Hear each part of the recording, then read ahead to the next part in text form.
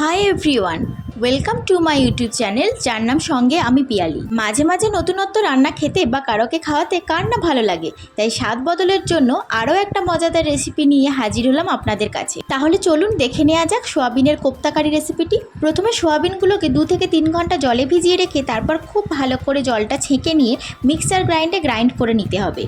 তারপর সেগুলোকে একটা পাত্রে নিয়ে তার মধ্যে 2 টিস্পুন লবণ, 1 টিস্পুন জিরে গুঁড়ো, 1 টিস্পুন ধনে গুঁড়ো, হাফ টিস্পুন লাল লঙ্কা গুঁড়ো, হাফ টিস্পুন হলুদ গুঁড়ো আর সামান্য গরম মশলা গুঁড়ো অ্যাড করতে হবে। এবার হাফ চা চামচ আদা রসুন বাটা, একটা ছোট পেঁয়াজ কুচি এবং 3 টিস্পুন কর্নফ্লাওয়ার দিয়ে সব কিছু ভালোভাবে মেখে নিতে হবে। আমার কাছে কর্নফ্লাওয়ারটা কম থাকায় আমি পরে 2 টেবিল স্পুন ময়দা অ্যাড করেছিলাম। আপনারা চাইলে পুরো কর্নফ্লাওয়ার দিয়েও মাখতে পারেন অথবা ময়দা বা বেসন দিয়েও এটা করতে পারেন। সবটা ভালো করে ম্যাশ করা হয়ে গেলে এরপর ছোট ছোট বলের আকারে কোপ্তাগুলো গড়ে নিন। এরপর কড়াইতে বেশ কিছুটা সাদা তেল দিয়ে তেলটা গরম হওয়ার পর সোয়াবিনের বলগুলো একে একে ছেড়ে দিন। এই সময় গ্যাসের ফ্লেমটা হাইতে রাখলেই ভালো। উল্টে পাল্টে ভালোভাবে লাল লাল করে ভেজে তুলে রাখুন। শুধু এই কোপ্তা বলগুলোই সন্ধেবেলা চায়ের সাথেও স্ন্যাক্স হিসাবে দারুণ জমবে। এগুলোকে দেখতে যতটা সুন্দর লাগছে তেমন খাস্তা আর মুচমুচেও হয়েছিল।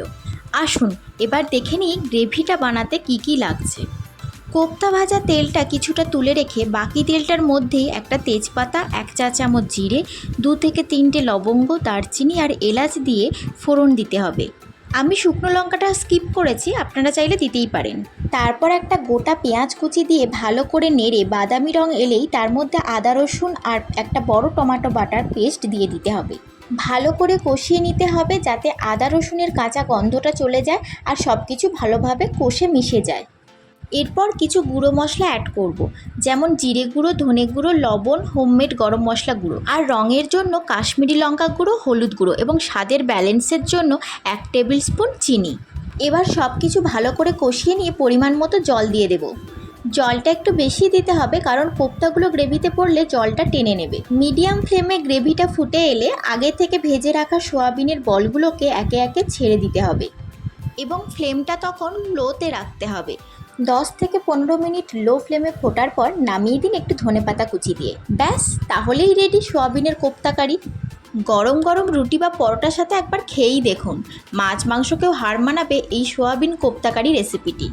শুধু দেখতেই নয়, খেতেও খুব ভালো হয়েছিল।